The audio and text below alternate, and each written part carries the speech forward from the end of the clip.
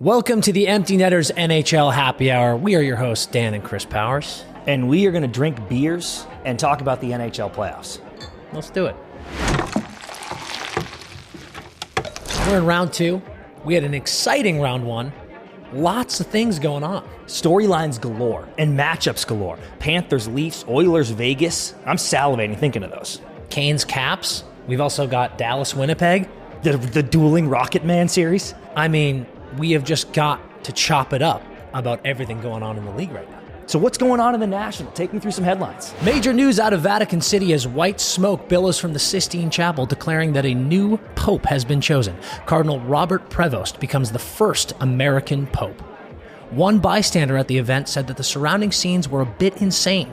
Hordes of people were found praying, screaming, some even crying.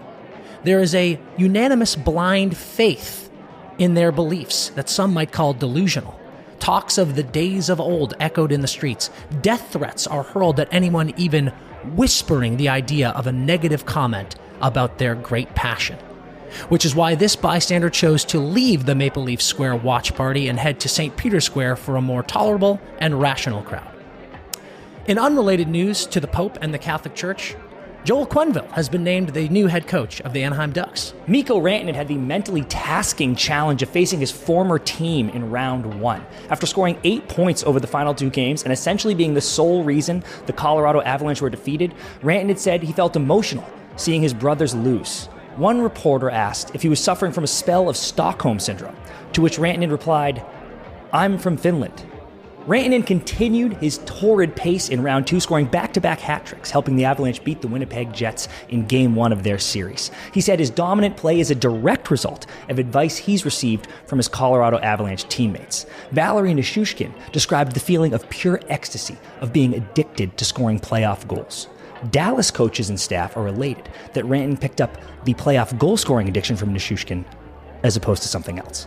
Earlier this week, the Utah Hockey Club announced that they will be known as the Utah Mammoth. The Smith Entertainment Group issued a statement that said, "More than 10,000 years ago, herds of mammoth claimed Utah as their home, and ever since, the mammoth has embodied strength, momentum, and an earth-shaking presence, qualities that are brought to life by Utah's hockey fans and that mirror the franchise's bold emergence into the NHL." The reveal of the team's name was accompanied by the unveiling of their new official logo and jerseys. This reveal, however, sparked online controversy, as many Utah fans pointed out that a near-identical logo was released by online creator Nick Archer all the way back in February. When asked if the Utah Hockey Club stole or took inspiration from Archer's design, the Smith Entertainment Group said, "We did not.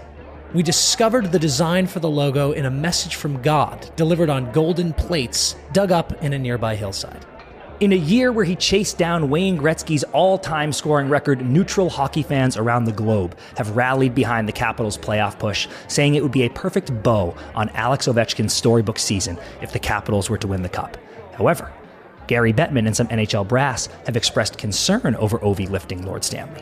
The main reason for their worry is how difficult it is to remove flaming hot Cheeto dust from metal surfaces. That shit does not come out. The first round for the Jets was dominated with questions of Connor Hellebuyck's ability to perform in the playoffs. After squeaking past the Blues, Jets players and coaches decided that the key to Hellebuyck's success would be to gaslight him into thinking that it was still the regular season. They executed this plan by secretly changing his calendars and feeding him fake news stories.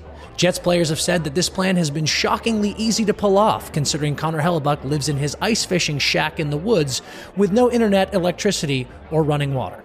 Additionally, Winnipeg coaches have found a way to schedule one-on-one practices with Connor Hellebuyck and Florida Panthers forward Sam Bennett, and the ensuing concussion symptoms have been working like a charm. After the majority of the hockey media world picked the Kings to finally beat the Oilers, Connor McDavid and Leon Draisaitl made quick work of them in 6 games. And honestly, at this point, I just need the Oilers to win the Cup. I can't take it anymore. If I wanted to watch a handful of stars and a rotating door of sidekicks accomplish nothing for 10 years, I would have rebooted The Walking Dead.